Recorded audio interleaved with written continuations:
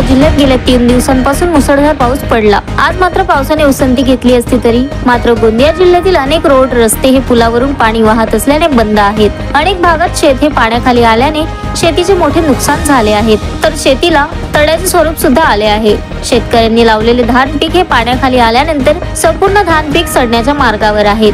त्यामुळे शेतकरी पुन्हा कर्जबाजारी होण्याच्या मार्गावर आहे। तर शासनाने लवकरात लवकर पंचनामे करून आर्थिक मदत द्यावी अशी मागणी आता शेतकरी करीत आहेत। 3.5 एकड़ जगह लगाया वो परा वगैरह लग के हो गया है। अब पूरा डूबा है, 2-3 दिन हुआ तो डूबा ही है। अब कब तक डूबा रहता है नहीं मालूम।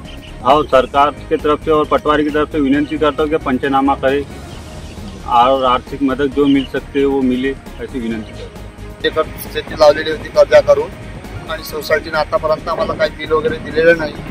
आणि हे जे परा आहे आमच्या आता हे 2.5 एकरामध्ये आहे, हे सडून राहिलेलं आहे। 3 दिवसा पाऊस कंटिन्यू होऊन राहिलेला आहे आणि प्रतिनिधी आणि आमचे आमदार साहेब आणि पटवारी साहेब यावर पंचनामा करावी अशी आमची विनंती आहे। आणि जे काही शासनाचं होत असेल ते आम्हाला मदत करावी अशी त्यांच्याशी हे विनंती आहे। मी 3.5 एकरामध्ये शेती लावली होती आणि तिथं 3 दिवसापासून पाणी साचलेलं आहे आणि तिथले आतमध्ये ते धान लावला आहे तो आता सडणार आहे।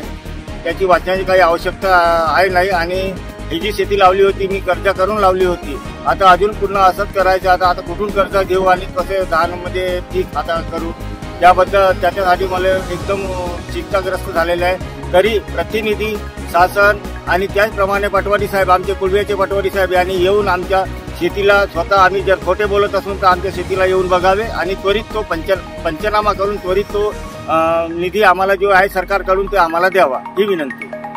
Sunil Kawade, the sting operation news, Gondia. The sting operation news, सत्याचे दुसरे नाव, अन्यायावर लेखणीचा घाव।